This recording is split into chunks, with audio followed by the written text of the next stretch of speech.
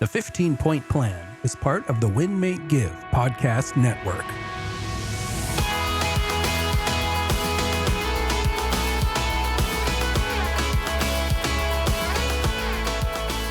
Welcome back to another episode of the 15-Point Plan podcast. My name is Ryan Greigg, and as always, I am here with the most incredible co-host on the face of the earth in the world of podcast, Jacqueline Smith. And this podcast is it's a fun way to keep us energized, to keep our stress levels low. It's called the 15-Point Plan. It's simply just a system, right, Jacqueline? It's a system that takes us ordinary human beings and turns us into extraordinary. Yeah, I love it because we have systems for pretty much everything in our life, right? Like in real estate, we have systems for how we keep in touch with clients. We have systems for open houses and for listings, but very few people actually have a system for their energy management, and everything rises and falls on energy. If you don't have energy, you're not fun to be around. Your clients won't like you. Your honey bunny won't like you, as Ben would say.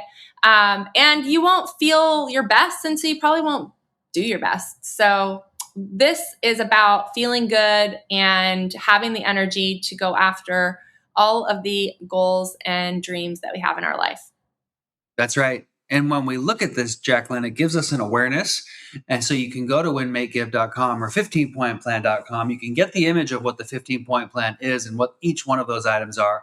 And then on the backside there's a tracker. And so you can actually track this. And the more we look at this, the more our awareness stays current with where we're at in our life. Just like the first point on this, Jacqueline, which is goals, right? We know we got to write down our goals. We got to rewrite them. Wait, 1 second. Ryan, I want to say something really important because we're doing this episode because we realized that the intro episodes are buried, and we want you to know how to use the 15-Point Plan. So what Ryan is talking about with the tracker, you're going to track each of the 15 habits that we are going to go through next, that Ryan started to go through. And then at the end of each day, you're going to actually score your happiness on a scale of 1 to 10. And what starts to happen when he says that our self-awareness increases, it's because we start seeing the correlation between our daily habits and our mood and our energy. And so that's to me, the most powerful part is, yes, it's the habits, but it's actually seeing which ones really do impact you, or at what score, how many of the 15 points is your sweet spot that you need to make sure you're hitting in order to have a relatively great day, that we all want to have. So I just wanted to add that in. Yeah, no, that's a great ad, Jacqueline, and I'm glad that you did, so that it makes it very self-explanatory and easy for listeners to use. All you got to do is you go in here, you track it, you track that happiness score, which is a really cool thing to do. Like, how do I feel at the end of the day? And then you can learn which one of these points is going to be the most impactful, maybe the least impactful. But I think, Jacqueline, it's when we do them all in combination that we really start to see the magic happen. So why don't you tell us what the first point is? Well, you started it. I know, and then I cut you off. It's goals. So it's writing them down, rewriting them. You can do things like create vision boards, but essentially the point of it is to not just do goal planning once a year or New Year's resolution. It's really staying in relationship with your goals. Exactly. And then looking at them frequently, because we know that a goal without a plan is just a dream. Yep. And we can dream all we want, but if we want to get things done, we need to have a plan, right? Yep. We need to follow that plan and look at it frequently, write it down, share it with the world. Yeah. Point number 2, Jacqueline, is movement. We got to get our heart rate up every day. Might even have a goal to build, get a little sweaty every day. That's the way I look at that movement category, because it takes me more and more movement over the years to actually break a sweat. So for me, it's like, I got to break a sweat a little bit. I got to get my heart rate up. And I feel so much better every morning that I do that, right? Yeah, Ryan, it's hard for him to break a sweat because he's like a Spartan, like superhuman, when it comes to just climbing mountains and doing all sorts of crazy things. So some of us, Like, don't feel like you have to go from zero to climbing mountains. You might just be like, I'm going to start out with 20-minute walk every single day. Right? Absolutely. Absolutely. Start where you can get yourself into a streak of winning. In other words, if you don't work out, you're not getting any movement at all. Yeah, you don't have to go to the gym and lift weights for 2 hours. Go for a walk around the block. Go for a walk for 5 minutes because you know you'll feel good when you'll do that. And you know that if you do that again tomorrow, that's something that is doable. You're not going to overdo it. Exactly. So Okay. that's second point is movement. Jacqueline, what's our third point? It's hydration. And guess what? I used to think that hydration was just drinking water. But I learned through you, Ryan, partially, and other people in our world that it's more than that. So tell us about hydration, Ryan. Hydration, well, what we know, Jacqueline, is our bodies are mostly water. And Mm-hmm. so if we're not getting enough water, our bodies are simply starting to break down. And like you said, hydration is so much more than just drinking water. It's like that sponge that sits in your counter on your sink. And it's like, if you don't use it for a couple of days, it gets super, super dry. And then you go to run water on it. And does it absorb it? No, it just like runs right off it. The same thing happens with your body if you're only drinking water and not getting the electrolytes or the salts or the thing that's going to help your body absorb the water. So we've talked about water and hydration and electrolytes and things that you can add to your water. But what's important to know is starting with simply water. If you're not drinking any water and you think that, oh, well, don't worry, hydration is my coffee and my Diet Cokes. Okay, that's cool. Maybe we can replace one of those at some point throughout the day with a glass of water. And over time, we'll have a little bit more water, a little bit less of the things that are actually doing the opposite of hydrating us, right? Yeah, absolutely. Okay, next one on the 15-point plan is sleep. And I just got an Aura ring. So last night was my first night wearing it. I had a pretty good night's sleep, Brian. And sleep is one of the most important, I think, pillars. I know if I don't get a good night's sleep, a lot of these other habits don't happen. Like if I don't get a good night's sleep, I don't want to work out. I don't want to eat good. I don't want to do anything except for be a lump on a log. So sleeping is super important, not to get too much, not to get too little. I've been trying to go to sleep at a similar time and wake up at a similar time every day. Things like that to help with sleep. Sleep's super important. Anything you'd add? No, but I remember you saying you were getting that Aura ring, and I have never used one. Oh, you got it. You got the gold, of course. Nice. I've never used one of those, but I have used things like the Whoop tracker or my Garmin watch, which tracks my sleep. So we'll definitely do a follow-up episode to hear what your takeaways are from that Aura ring. One thing I do love and dislike about any sleep tracker, Jacqueline, is we have to keep ourselves out of data mode. In other words, if you're wearing one of those things and you wake up and your Aura ring or your Whoop or whatever tracker that you use says something like, oh, you didn't sleep that well, you should go easy on your body today. Like, no, forget that. You can still go work out. You can still get some movement in because there's going to be a difference in what your data is telling you and actually maybe how your body feels. And I've had plenty of those times where I've woken up and it's like, oh, my sleep score wasn't that great. But then I got a workout in and I felt actually really good. So don't let that data like turn into an excuse to not do the things that you could still do. Right. And just so that we are clear too, on each of these habits that we're going through, we're just talking generally about them. But the cool part about the 15-point plan is like it doesn't define for you what hydration means or what movement means or what sleep means because we're all different and we all need a different amount of movement. We all need a different amount of sleep, we might be on different meal plans, so you actually define, okay, what does it mean for me to get my sleep score? Well, if it's my bare minimum amount of sleep that I want to get, maybe it's 7 hours or 8 hours, whatever it is for you. And if I get that, then maybe I get my sleep point. Or is it, you're diving deep into sleep and you have an Aura ring or a Whoop band or something and you're getting really like granular and data driven about it. That's fine too. You define what each of these is, and they can change over time. So you might start with 20 minutes of movement, for example. Well, 6 months from now, that might change, and you might add 3 days of strength training. And so on the days I get my strength training in, I get my point for movement. And on the days I didn't, I don't, right? Or something like that. So you get to decide what it means. And I like that. Customizable. Yeah, and it has to be, because we know a lot of these things, if not most of them, are going to be different for every individual. Like the next point, nutrition, like what I eat, Jacqueline, and what you eat might be completely different, but they can both be healthy. So finding out what works well for you, finding out what's going to give you energy and not take your energy, and just doing that regularly. And we know that if you're in business and you're on the go a lot, meal planning is going to be very helpful for you. But find what works well for you to give you energy and doesn't take your energy, I think, is the key with the nutrition category. Yep. Yep. Supplements is next. So this is kind of, I mean, again, very personal. So I like that it's on there because I always used to forget to take my supplements before I did the 15-point plan. And sometimes I forget, but then I go to check off my point and then I remember, and then I run into the kitchen and I get my supplements and I take them. So it's helped me be much more consistent with actually taking the supplements that I buy, rather than just like buy a bunch of them. Huh? Sorry to interrupt. Where do you keep your tracker for this? I keep it on my phone or I keep it on my fridge, depending on.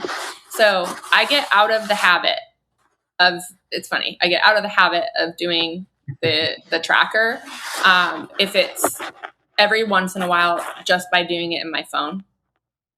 And so if I just like gradually stop tracking, I will print this out and I'll do like, okay, I'm going to do 30 days and I'm going to like slap either on my office or on my fridge where I see it, somewhere where I'm going to see it every single day.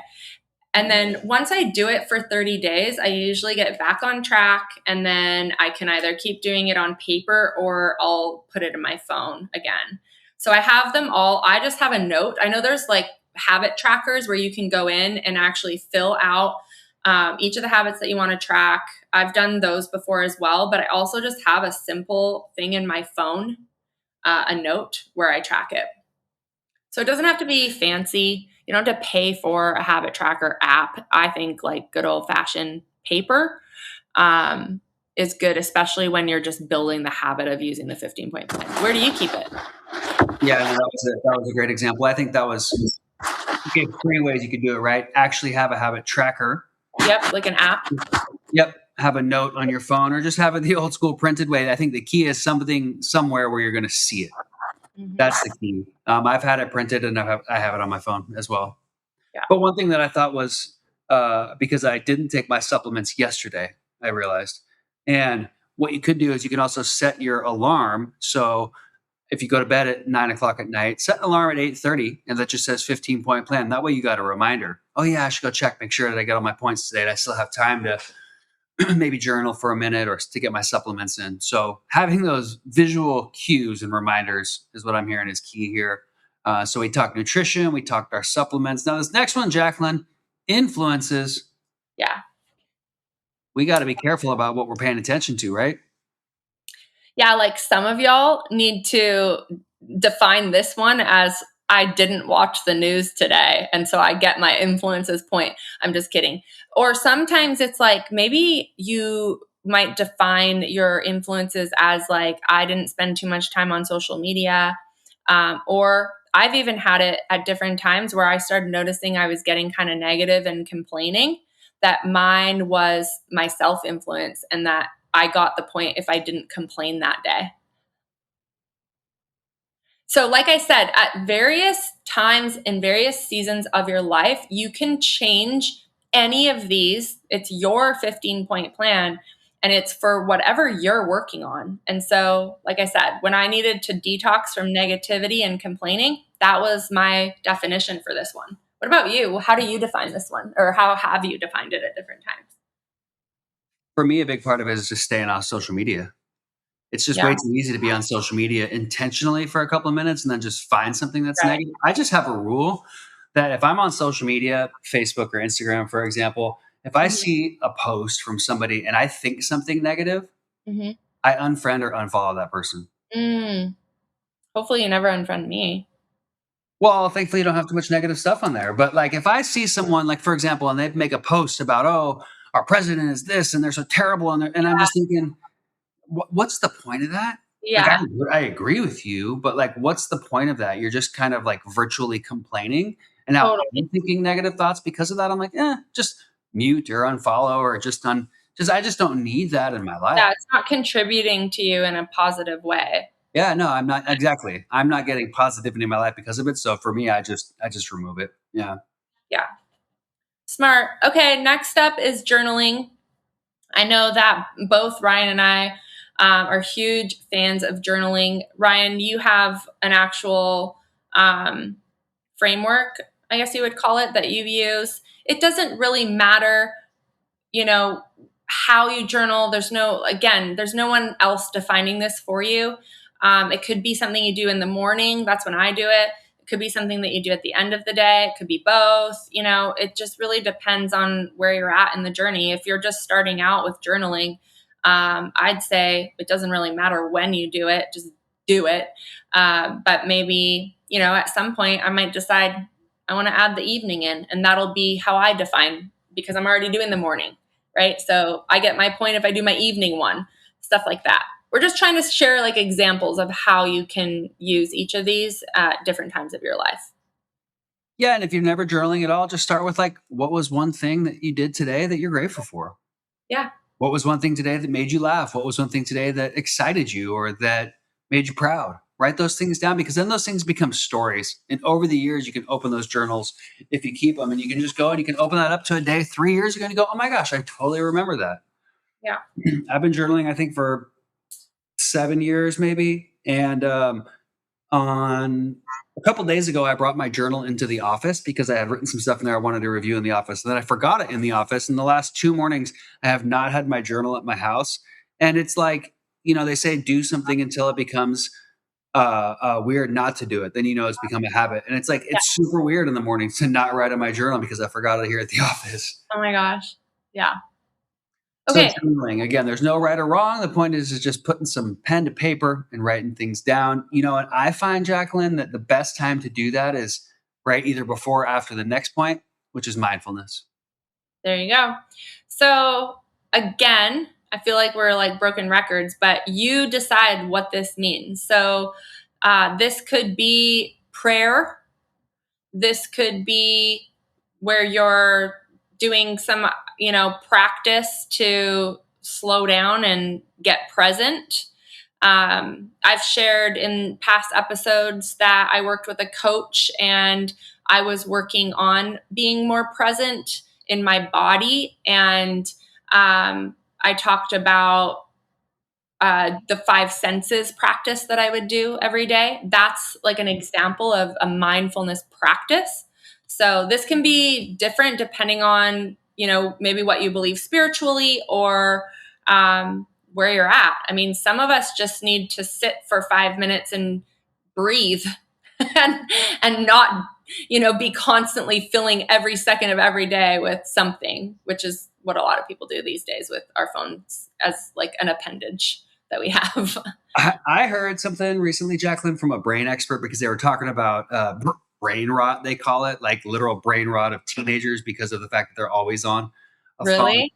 Do you know what the recent study showed how long it takes the average human before they reach for their phone?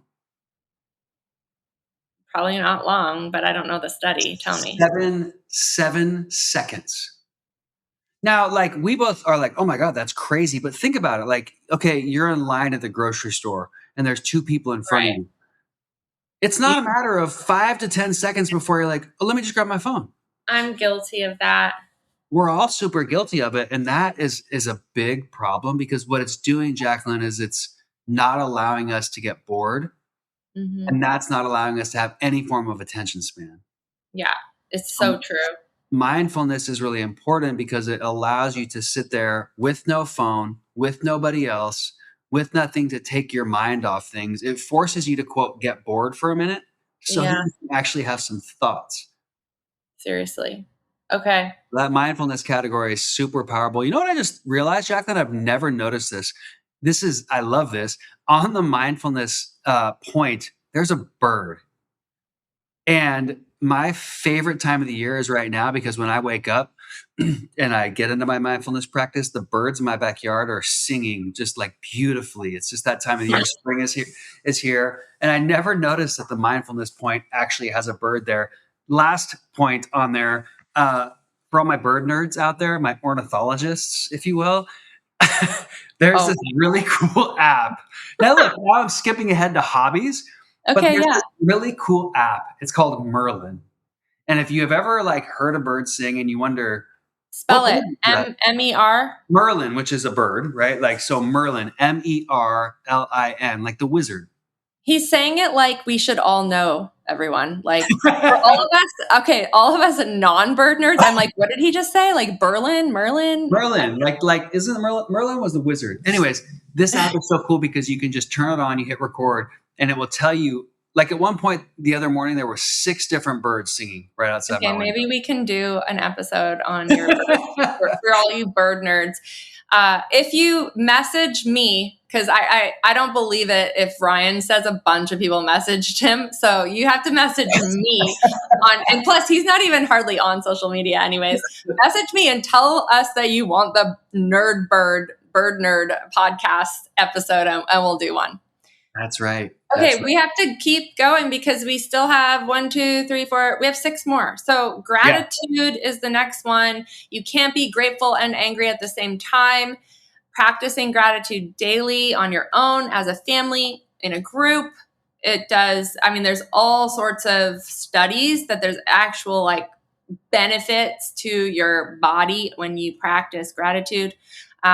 You can go back to different episodes that we've recorded over the years and find the gratitude episodes where we went through some of that data. It's pretty powerful. Yeah, it really is. And it's just going to quickly put your brain into a positive state. Yeah. Yep. Just like the next one. Just like the next one, which is laughing. All my fellow bird people out there, you can laugh at the fact that I listen to the birds every morning and try to identify them, or you can just get down with me and download this Merlin app, and then we can we can be ornithologists together, right? Oh my gosh. I just gave you all a laugh. You get to check off. Yeah, we got our point. So basically, make sure you laughed today. Right? I think most of us, I hope so. I mean, my husband's really funny. I get to record this podcast with Ryan. He usually says something weird that makes me laugh. So make sure that you laugh daily. It's so good for your mood and for your energy. And, we take things too seriously sometimes. So it's good to laugh. Tell us about learning. That's the next one. The next habit is learn. There's just so many different ways we can do that these days. That's why it really could easily be something that we do daily. That could be reading books. It could be listening to podcasts or watching videos. Downloading the Merlin app and learning about birds. You could learn a new bird, and then you could text me about it because I'll probably nerd out with you.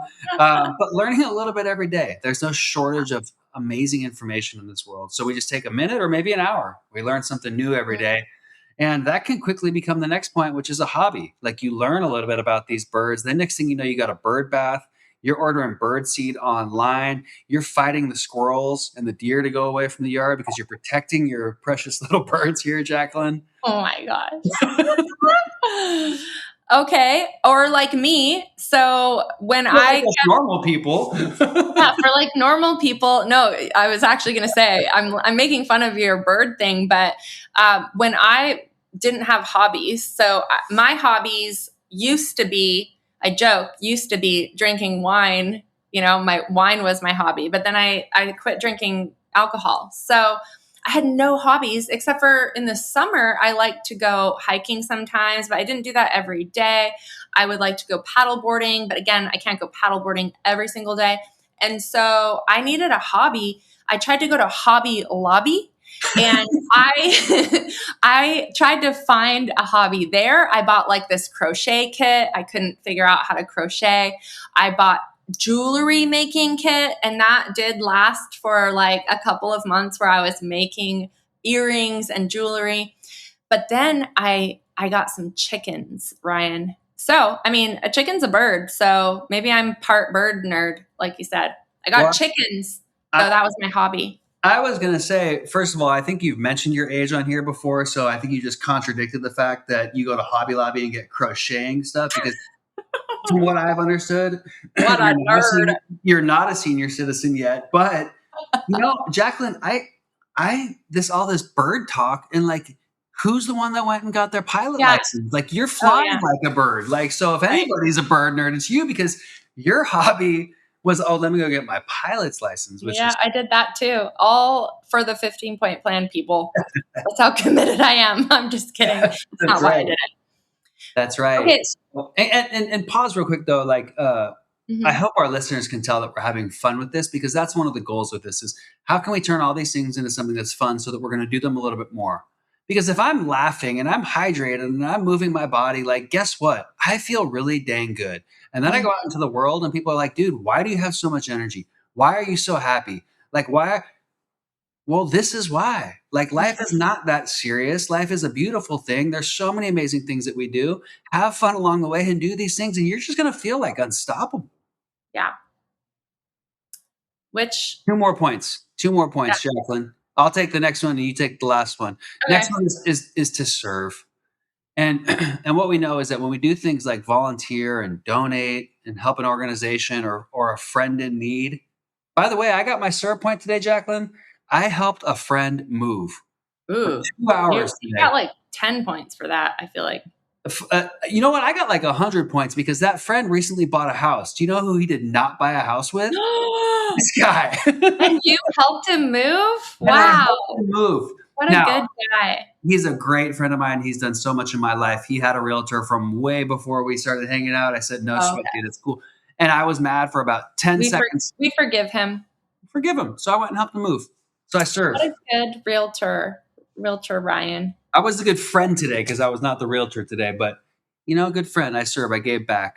Yeah, but most realtors wouldn't have done that. So yeah, they would have been all bitter about it. Then they wouldn't have been. They would have been in a bad mood, and that whole time they were in a bad mood, nothing would have gone their way, and they would have spent a couple days moping about it, and that just meant a couple days that they would have fallen behind on their goals. And instead, I thought, oh, good for him. That's awesome. And come on. Good job. Well, and you don't have to help someone move to get your serve point. I used to not give myself this point, and Ben Kinney asked me about it. Why do you keep getting 14 points? I told him I wasn't getting my serve point because I didn't go volunteer at the,